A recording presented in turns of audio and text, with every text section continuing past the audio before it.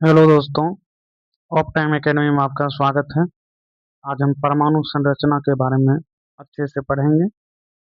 SSC, railway, BPSC, Bihar police, Bihar दरोगा सभी में इससे प्रश्न बनते हैं और बहुत ही कॉमन चैप्टर है। तो इसके लिए हम आगे बढ़ते हैं। परमाणु संरचना, एटॉमिक स्ट्रक्चर। एनसीईआरटी पर आधारित संपूर्ण नोट्स है। परमाणु क्या है? पदार्थ का सबसे छोटा कण जो तत्व के सभी रासायनिक गुण बनाए रखता है, परमाणु कहलाता है। अब पदार्थ का सबसे छोटा कण अगर पूछ ले कि पदार्थ का सबसे छोटा कण क्या होता है, तो परमाणु होता है। और तत्व के सभी रासायनिक गुण बनाए रखता है, परमाणु कहलाता है। अब परमाणु कहते किसको है? तो देखिए, ये जो अंदर वाला ये है, इसको हम नाभिक कहते हैं। इसके अंदर प्रोटॉन प्लस न्यूट्रॉन रहता है और इलेक्ट्रॉन जो है इसके चारों बगल चक्कर लगाते रहते हैं। इलेक्ट्रॉन बाहर की ओर रहता है। तो परमाणु का अधिकांश भाग रिक्त होता है। पूरा द्रव्यमान नाभिक में होता है। नेक्स्ट बढ़ेंगे, परमाणु की खोज। परमाणु का खोज तो जॉन डाल्टन ने परमाणु सिद्धांत दिया था। जॉन डाल्टन ने परमाणु सिद्धांत दिया था। कब दिया था? तो 1808 में। जे थॉमसन ने इलेक्ट्रॉन की खोज किया था 1897 में। परीक्षा में पूछा गया ईस्वी के साथ। यूपीपीसीएस में एक बार क्रम में सजाइए दिया हुआ था, तो उसमें ईस्वी जिसको पता था वही क्रम में सजा पाएगा। तो इसलिए इलेक्ट्रॉन का खोज कब हुआ था? 1897 में। अर्नेस्ट रदरफोर्ड नाभिक की खोज की। कब किया था? 1911 में। तो अर्नेस्ट रदरफोर्ड ने नाभिक का खोज किया था 1911 में। नील्स बोर ने बोर मॉडल दिया था, और कब दिया था? 1913 में दिया था। जेम्स चैडविक न्यूट्रॉन की खोज की थी। कब किया था? 1932 में किया था।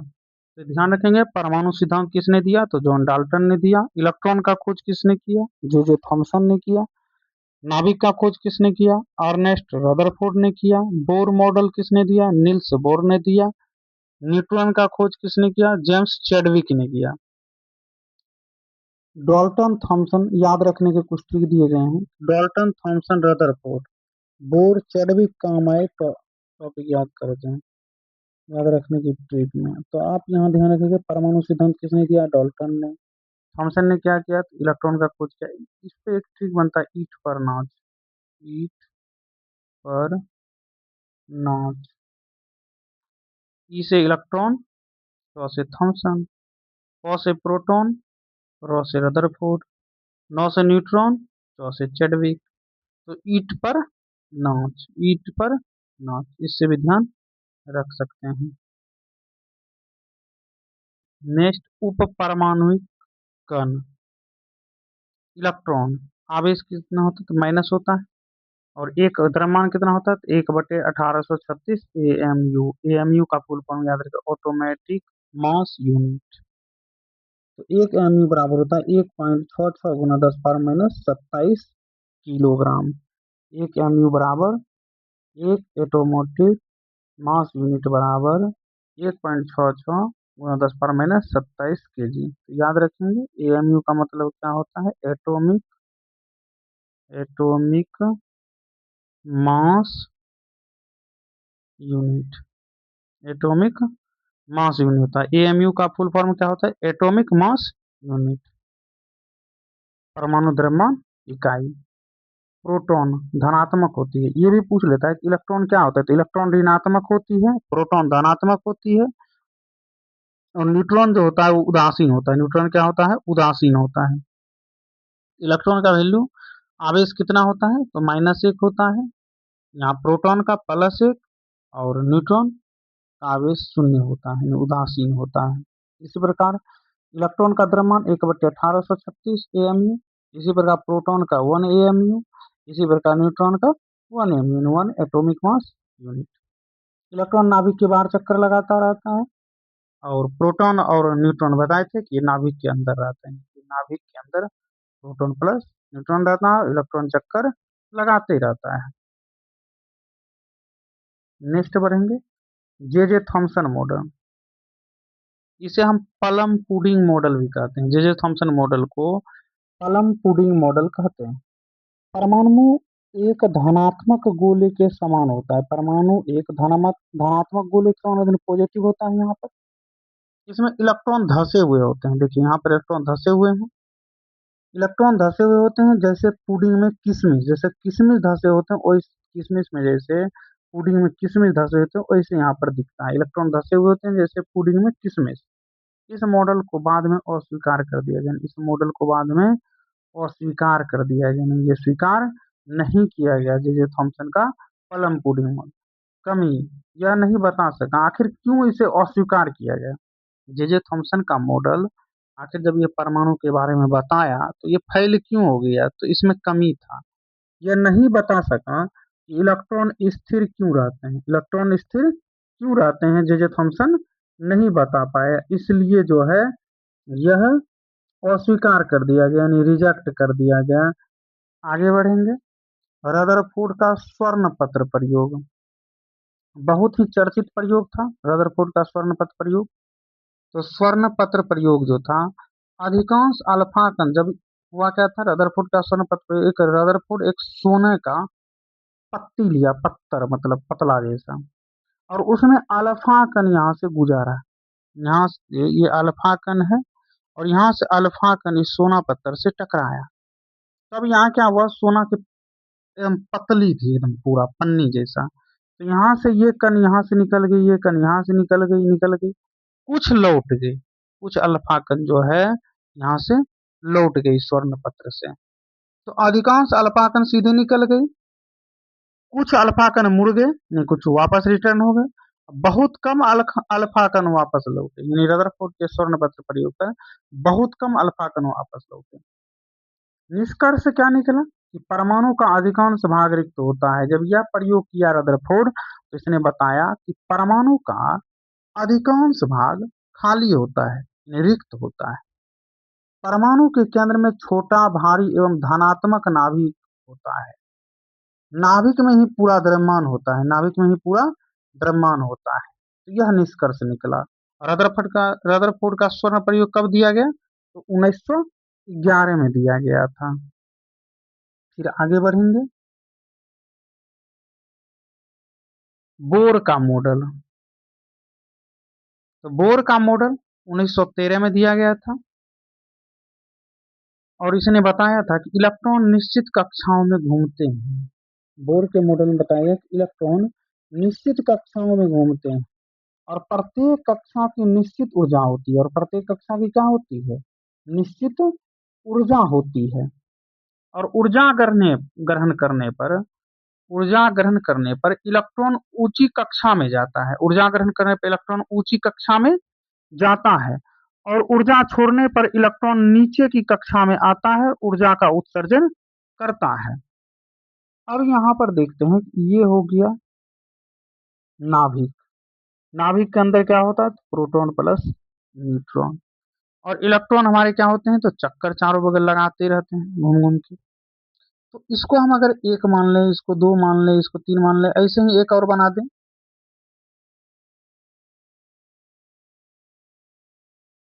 एक मिनट।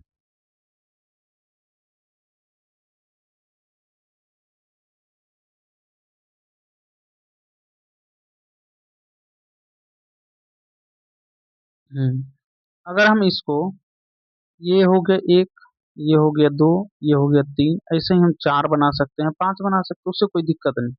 इसको एक बोल सकते हैं, इसको दो बोल सकते हैं, इसको तीन बोल सकते हैं, इसको चार बोल सकते हैं। तो यहाँ पर जो है, यहाँ पर ये के हो गया, ये एल हो गया, ये एम हो गया। अगर एक और अगर बना देते हैं तो ये एन हो गया। के एल एम एन, एक, दो, तीन, चार। हम इसको मान सकते हैं। यहाँ पर लिखा हुआ के कक्षा वन, एल दूसरा कक्षा, एम तीसरा कक्षा। तो ये एन का वैल्यू एक, एन का वैल्यू दो, एन का वैल्यू तीन, एन का वैल्यू चार मान सकते हैं। क्यों माने, तो इसका एक फार्मूला होता है कि अगर मान लेते हैं के का मान कितना होगा, तो इसका एक फार्मूला होता है 2n²। हम यहाँ 2 अगर रखते हैं और n का मान अगर 1 है तो 1 का स्क्वायर 1 हो जाएगा, यानी k का मान 2 हो जाएगा। इसी प्रकार l का मान निकालेंगे, तो l का मान जब निकालेंगे तो इसी प्रकार 2n² करेंगे, तो 2 गुना l का मान कितना है, तो 2। l का कक्षा कितने में है, दूसरे में है, तो 2 का स्क्वायर हो जाएगा, तो 2 का स्क्वायर 4 होता है, 4 दूनी 8, तो l का मान कितना हो जाएगा, 8। इसी प्रकार m का मान 18 हो जाएगा, n का मान 32 हो जाएगा। जब बनाएंगे तो पता चल जाएगा। आगे बढ़ेंगे। ऊर्जा का ग्रहण, ऊर्जा ग्रहण करना। इलेक्ट्रॉन निम्न ऊर्जा स्तर से ऊंची ऊर्जा स्तर पर जाता है, ऊर्जा अवशोषित करता है। इलेक्ट्रॉन निम्न ऊर्जा स्तर से ऊंची ऊर्जा स्तर पर जाता है तो ऊर्जा को क्या करता है, अवशोषित करता है। अब यहाँ पर मान लेते हैं, समझते हैं अगर इस फिगर से, इलेक्ट्रॉन निम्न ऊर्जा स्तर से ऊंची ऊर्जा स्तर पर, मान लेते हैं अगर ये निम्न ऊर्जा स्तर है, ऊपर ऊर्जा स्तर पर जाएगा तो क्या करेगा, ऊर्जा को अवशोषित करेगा, ऊर्जा छोड़ेगा कम। इलेक्ट्रॉन ऊंची ऊर्जा स्तर से निम्न ऊर्जा स्तर पर आता है तो ऊर्जा उत्सर्जित करता है। ठीक है, इसको नोट करते चलेंगे। इलेक्ट्रॉन का वितरण, इलेक्ट्रॉन का वितरण यहाँ पर दिया हुआ है, इलेक्ट्रॉन डिस्ट्रीब्यूशन। अब के एल एम एन दिया गया है। अब के को हम माने थे 1, एल को 2, एम को 3, एन को 4। अगर याद ना हो तो फिर एक बार रिवीजन करते हैं, 1, 2, 3, 4। इसको अगर के मान लें, ये एल, ये एम, ये एन, ऐसे मान सकते हैं। तो के एल एम एन जब मान लिए, तो अब यहाँ पर देखिए, किसी भी कक्षा एन की अधिकतम इलेक्ट्रॉनों की संख्या 2n² है। और के एल एम एन दिया है, रेलवे का एग्जाम में एक बार ओ दे के पूछ लिया, तो आप ध्यान रखिए, के होता है तब एल होता है, तब एन होता है, तब एन होता है, तब ओ होता है। तो ये 1 नंबर, ये 2 नंबर, ये 3 नंबर, ये 4 नंबर, तो ये 5 नंबर हो गया। 5 हुआ तो 2 गुना 5 का स्क्वायर कर लेंगे, तो 25, 25 गुना 50 आंसर हो गया। पी का पूछेगा तो भी निकाल सकते हैं, क्यू का पूछेगा तो भी निकाल सकते हैं। आपको सिर्फ 2n² ये फार्मूला पता होनी चाहिए। किसी भी कक्षा में अधिकतम इलेक्ट्रॉनों की संख्या 2n² होता है। ये फार्मूला, जहाँ n कक्षा क्रमांक होता है, जहाँ n क्या होता है, कक्षा का क्रमांक होता है, ये 1 हो गया, इसी प्रकार ये 2 हो गया, ये कक्षा का क्रमांक हो गया। और यहाँ पर लिख के बताया भी है, ध्यान रखेंगे। के का मान कितना होता है, डायरेक्ट बिहार पुलिस में जो 2024 में हुआ था, सीधा एल का मान पूछ लिया था, 8 होता है, एम का मान पूछ लिया था, 18 होता है, एन का मान कितना होता है, 32 होता है, के का मान कितना, तो अधिकतम इलेक्ट्रॉन पूछ लेता है। के का अधिकतम इलेक्ट्रॉन क्या होगा, 2 होगा। एल का अधिकतम इलेक्ट्रॉन क्या होगा, 8 होगा। एम का अधिकतम इलेक्ट्रॉन क्या होगा, 18 होगा। एन का अधिकतम इलेक्ट्रॉन क्या होगा, 32 होगा। और सूत्र वही 2n² पर बनाते हैं। और वेरी वेरी इंपॉर्टेंट है, अच्छा क्वेश्चन यहाँ से बनता है, न्यूमेरिकल की तरह यहाँ से क्वेश्चन पूछा जाता है। फिर आगे बढ़ेंगे, और सिर्फ याद भी कर लेते हैं तो यहाँ से भी क्वेश्चन बन जाते हैं। परमाणु क्रमांक, परमाणु क्रमांक नाभिक में उपस्थित प्रोटॉनों की संख्या। परमाणु क्रमांक नाभिक में उपस्थित प्रोटॉनों की संख्या को हम क्या कहते हैं, परमाणु क्रमांक। परमाणु क्रमांक किसी भी तत्व की पहचान होती है। परमाणु क्रमांक किसी भी तत्व की क्या होती है, पहचान होती है। परमाणु क्रमांक समझने के लिए हम एक एग्जाम्पल लेते हैं, जैसे Na सोडियम 11 नंबर पर आता है और इसका परमाणु भार 23। तो ये जो 11 सोडियम, जो 11 संख्या, इसी को हम कहते हैं एटॉमिक नंबर, यानी परमाणु क्रमांक कहते हैं। इसी को हम कहते हैं इलेक्ट्रॉन संख्या भी, इसी को हम कहते हैं प्रोटॉन संख्या भी, इसको कहते हैं एटॉमिक मास, यानी परमाणु भार कहते हैं। ध्यान में रखेंगे कि एटॉमिक नंबर ये 11 हो गया, इसी को इलेक्ट्रॉन संख्या और इसी को प्रोटॉन संख्या कहते हैं। और इस दोनों का जो अंतर होता है वो न्यूट्रॉन संख्या होता है। यानी 23 में 11 घटा देंगे तो ये 12 जो होता है, ये न्यूट्रॉन संख्या होती है। एक एग्जाम्पल और लेते हैं, 8O17, 8 ऑक्सीजन का होता है। अब ये 8 जो, इसी को हम बोलेंगे इलेक्ट्रॉन नंबर 8 है, प्रोटॉन नंबर 8 है, एटॉमिक नंबर 8 है। नीचे वाला जो क्रमांक है यही एटॉमिक नंबर है, ऊपर वाला जो ये होता है ये एटॉमिक मास होता है, यानी परमाणु भार होता है। तो हम एटॉमिक नंबर को किससे डिनोट करते हैं, तो जेड से। एटॉमिक नंबर को हम लिखते हैं जेड। इसी प्रकार द्रव्यमान संख्या, तो द्रव्यमान संख्या या परमाणु भार सेम ही होता है। द्रव्यमान संख्या को ही हम परमाणु भार कहते हैं, परमाणु संख्या को ही परमाणु भार यानी एटॉमिक मास कहते हैं, और इसको ए से डिनोट करते हैं। तो द्रव्यमान संख्या यानी मास नंबर। प्रोटॉन की संख्या प्लस न्यूट्रॉन की संख्या जो होता है वही होता है। जैसे हम अभी बोल रहे थे 11 Na 23 पावर 23, तो ये जो होता है ये 23, यही क्या होता है, परमाणु भार होता है। अब ये प्रोटॉन प्लस न्यूट्रॉन, अब इसका जो अंतर है 12 और 12 जो 11 कर दीजिए तो क्या होगा, तो 23, वही तो परमाणु भार है। वही तो कहना था, प्रोटॉन संख्या मान लो 11 है और न्यूट्रॉन संख्या कितना है, 12 है। 23 जो हुआ यही क्या है, परमाणु भार। द्रव्यमान संख्या बराबर proton plus neutron. Short term में याद करने के लिए कितना नहीं याद है, द्रव्यमान से प्रोटॉन प्लस न्यूट्रॉन। फिर आगे बढ़ेंगे, न्यूट्रॉन की संख्या। न्यूट्रॉन की संख्या, नंबर ऑफ न्यूट्रॉन्स। न्यूट्रॉन की संख्या जैसे यहाँ पर देखिए सोडियम को समझाया गया है कि सोडियम जो है वो 11 नंबर पे होता है। मान लेते हैं सोडियम Na 11 हो गया और ये 23। अगर हमको न्यूट्रॉन निकालना है तो कुछ नहीं करना है, बस इस दोनों का अंतर ही न्यूट्रॉन होता है। 23 में 11 घटा तो कितना हो गया, 12, यही न्यूट्रॉन है। अब ये से एटॉमिक मास होता है, परमाणु भार। जेड से हम किसको सूचित करते हैं, एटॉमिक नंबर को। तो न्यूट्रॉन संख्या निकालने के लिए हम क्या करेंगे, तो 23 घटाओ 11 कर देंगे, तो यही क्या आ जाएगा, न्यूट्रॉन संख्या आ जाएगा। और रेलवे में बहुत बार ये क्वेश्चन पूछा गया है, बिहार के बीपीएससी एग्जाम में यही क्वेश्चन पूछा गया है, यूरेनियम का दे के पूछ रहा था। समस्थानिक, ये तो बहुत ज्यादा वीवीआई और कंफ्यूजन, इससे बहुत ज्यादा क्वेश्चन बनता है। बहुत बार हाइड्रोजन का ही समस्थानिक बहुत बार पूछा गया। हाइड्रोजन के समस्थानिक में तो यही पूछ लेता है, निम्न में से कौन सा हाइड्रोजन के समस्थानिक नहीं है। हाइड्रोजन के 3 समस्थानिक होते हैं, ध्यान रखना है कि हाइड्रोजन के 3 समस्थानिक होते हैं, प्रोटियम, ड्यूटेरियम, ट्रिटियम। पहले समस्थानिक कहते किसको हैं, अंग्रेजी में भी पूछ लेता है, आइसोटोप सीधा लिखा रहता है, हिंदी में आइसोटोप। तो ध्यान रखना, आइसोटोप से अंग्रेजी में कहते हैं जिन तत्वों के परमाणु क्रमांक समान होते हैं। जिन तत्वों के परमाणु क्रमांक क्या होते हैं, समान होते हैं, परंतु द्रव्यमान संख्या अलग अलग होती है, उन्हें समस्थानिक कहते हैं। तो समस्थानिक कहते किसको हैं, जिन तत्वों के परमाणु क्रमांक समान होते हैं परंतु द्रव्यमान संख्या अलग अलग होती है, उन्हें समस्थानिक कहते हैं। इनके रासायनिक गुण समान और भौतिक गुण अलग अलग होता है। अब इसको याद करने का तरीका क्या हो सकता है, तो समस्थानिक समभारिक दोनों में कंफ्यूजन होता है कि समभारिक कौन होगा, समस्थानिक कौन होगा।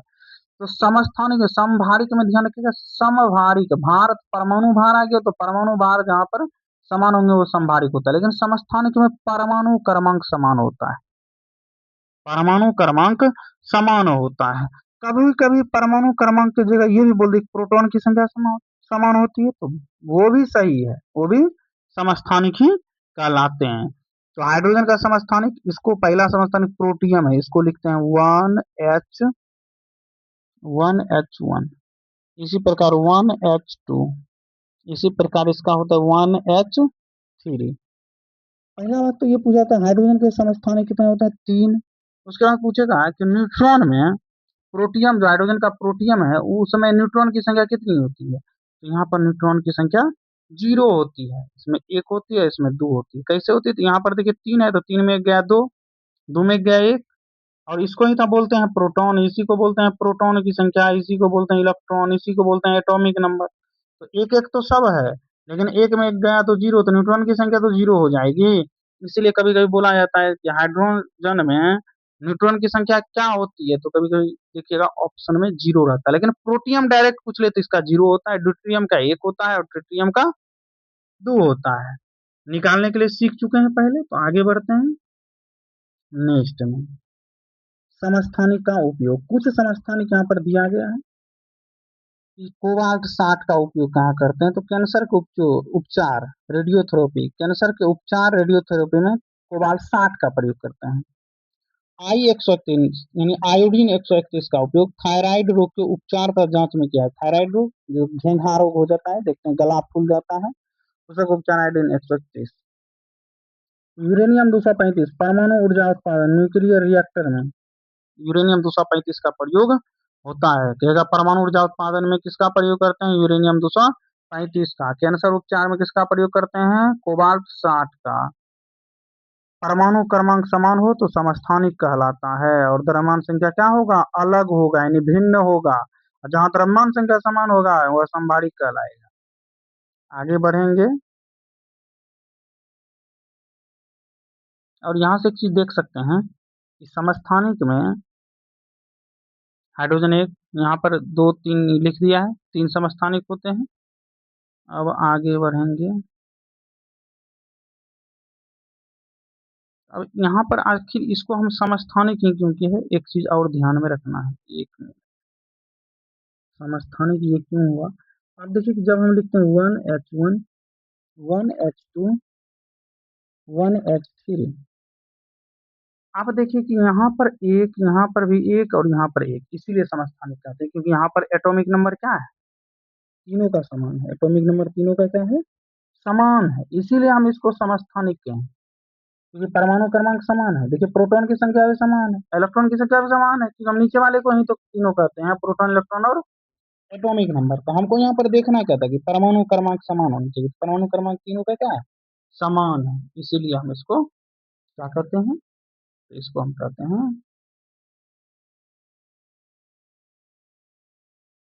अभी हम एक लिखे थे क्वेश्चन 8O16 और एक लिख दिए थे अभी गलती से 8O17, तो गलती नहीं है, ये क्या है कि ये समस्थानिक में आता है 8O16 8O17।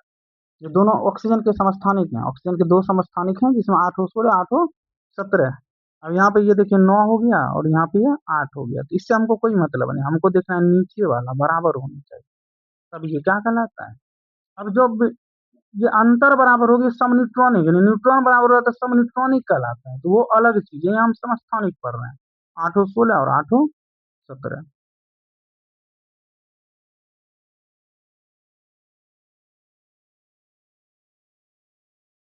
संभारिक जिन तत्वों की द्रव्यमान संख्या समान होती है परंतु परमाणु क्रमांक अलग होती है, परमाणु क्रमांक क्या है? अलग होती है, इन्हें संभारिक कहते हैं। इनके रासायनिक गुण अलग अलग होते हैं, इनके रासायनिक गुण भी क्या होते हैं? अलग अलग होते हैं। द्रव्यमान संख्या समान होगा तो संभारिक कहलाएगा और परमाणु क्रमांक क्या होगा? अलग अलग होगा।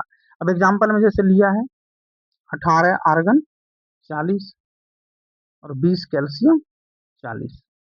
अब दोनों में तो 40 40 है और यही तो देखना था, इसी को तो हम कहते हैं परमाणु भार यानी द्रव्यमान संख्या। द्रव्यमान संख्या क्या हो गया? समान हो गया। जब समान हो गया तो फिर क्या हो गया? तो हमको यही देखना था, समान हो गया तो संभारिक कहलाएगा। एग्जाम्पल याद रखना क्योंकि पेपर में सीधा एग्जाम्पल पूछ लेते हैं। आगे बढ़ेंगे। संयोजकता वायलेंसी। अब ये बिहार पुलिस का वर्तमान एग्जाम जो भी हुआ है, रेलवे ग्रुप डी में भर भर के ये क्वेश्चन आता है कि संयोजकता में ये पूछा जाता है लिखने के लिए। अभी दरोगा का मेंस हुआ था, यहाँ पर डायरेक्ट इससे क्वेश्चन डायरेक्ट आ गया। तो किसी तत्व की परमाणु द्वारा अन्य परमाणुओं के साथ बंध बनाने के लिए इलेक्ट्रॉन देने या लेने या साझा करने की क्षमता को संयोजकता कहते हैं। यह सामान्यतः उस इलेक्ट्रॉन की संख्या के बराबर होती है जो परमाणु प्राप्त, त्याग या साझा करता है। और याद करने के लिए याद रखें धातु तत्व प्रायः इलेक्ट्रॉन देते हैं। धातु तत्व जैसे सोडियम है, इसमें देखिएगा लिखा रहता है Na+, इसका मतलब क्या है? ये धनायन है और धनायन है तो इलेक्ट्रॉन का त्याग कर रहे हैं। अगर ये Na+ 11 होता है तो ये यहाँ पर 10 हो जाएगा, अगर ये +2 हो जाता है तो 9 हो जाएगा, क्योंकि ये दान कर रहा है, दे रहा है, तो देने में ये इसकी संख्या घट जाएगी लेकिन वो धनात्मक होती है। धातु तत्व प्राय इलेक्ट्रॉन देते हैं और धातु तत्व प्राय इलेक्ट्रॉन लेते हैं। जैसे क्लोरीन है, इसमें देखिएगा माइनस लगा रहता है, इसका मतलब ये लेगा। अभी लेगा क्या मतलब? ये ऑक्टेव संख्या बनाती है। अगर इसको हम क्लोरीन को लिखेंगे 2 8 7, 2 8 10 होता है, 10 7 17 होता है, ये 7 जो हुआ, ये 7। अब 8 पुराने के लिए इसमें कितनी संख्या जोड़नी चाहिए? तो 1। तो यही इसीलिए 1 के वो यहाँ पर माइनस है, 1 ही माइनस इसीलिए यहाँ पर है। इसी से उनकी संयोजकता निर्धारित होती है। कुछ तत्व इलेक्ट्रॉन साझा करते हैं और कुछ तत्व इलेक्ट्रॉन क्या करते हैं, साझा करते हैं। ये लिखने के लिए अच्छे से आना चाहिए। तो अब इसको लिखने के लिए देखिए, सोडियम 11 नंबर पे आता है। सोडियम कितने नंबर पे आते हैं, 11। तो अब ये 281 कैसे लिखता है, ये 28 18 32 आया कहाँ से, तो आपको हम बताए थे कि, एक minute,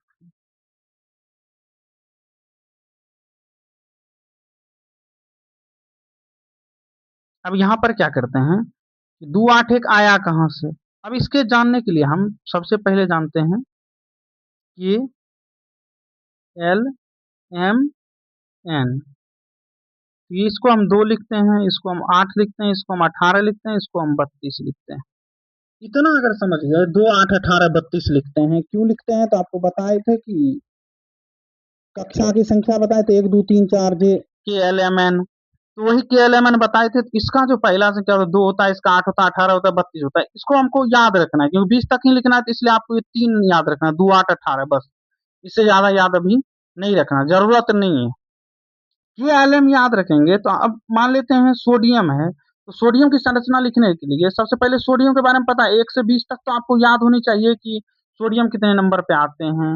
hydrogen, helium, lithium, beryllium, boron, carbon, nitrogen, oxygen, fluorine, neon, sodium, magnesium, ऐसे करके 1 से 20 तक आपको याद रहना चाहिए। क्योंकि इसको बनाने के लिए आपको प्रॉपर याद होनी चाहिए 1 से 20 तक की परमाणु संख्या, तभी आप बना पाए। परमाणु संख्या प्लस परमाणु द्रव्यमान, ये दोनों याद रहेगा तभी आपसे बनेगा, नहीं याद रहेगा नहीं बनेगा।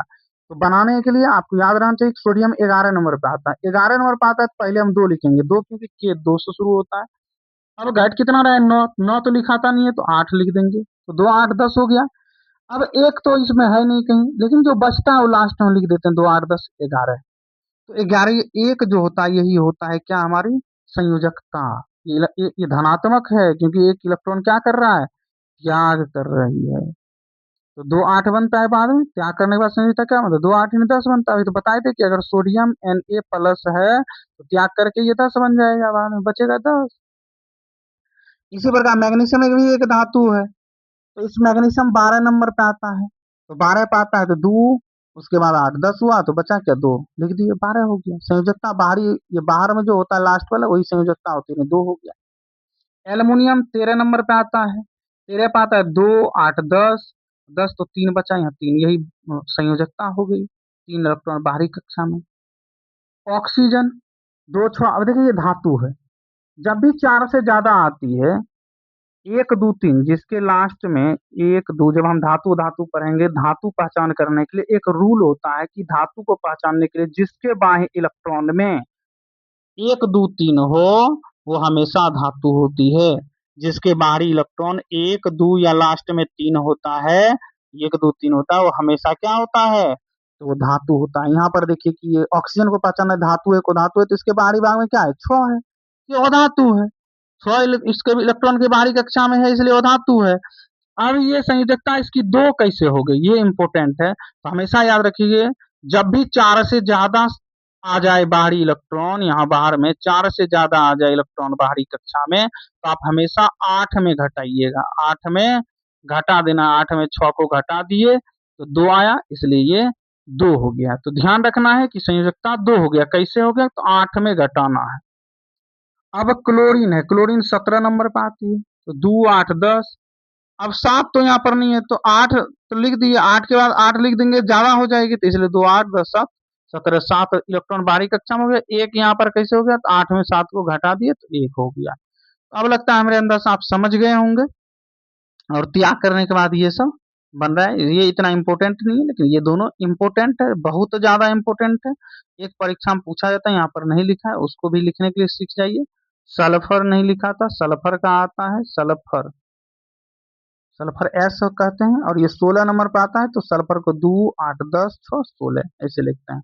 और एक पोटेशियम का पूछता है, तो पोटेशियम का हम लिखेंगे 2 8 10, फिर देखिए अभी हमको घट रहा है 9, क्योंकि 19 नंबर पे ये आता है, तो 19 नंबर पे आता है 2 8 10, फिर एक बार 8 लेंगे, फिर 1 हो गया, तो 2 8 10 18 19 एक संयोजकता हो गई, और ऐसे लिखते हैं पोटेशियम को। ठीक है, आप समझ गए होंगे लगभग। फिर नेक्स्ट वीडियो में मिलेंगे। ऐसे ही ऐसे ही कंटेंट के लिए ऑफ टाइम एकेडमी को फॉलो एवं सब्सक्राइब करें। अगर अच्छा लग रहा है तो सब्सक्राइब जरूर करें।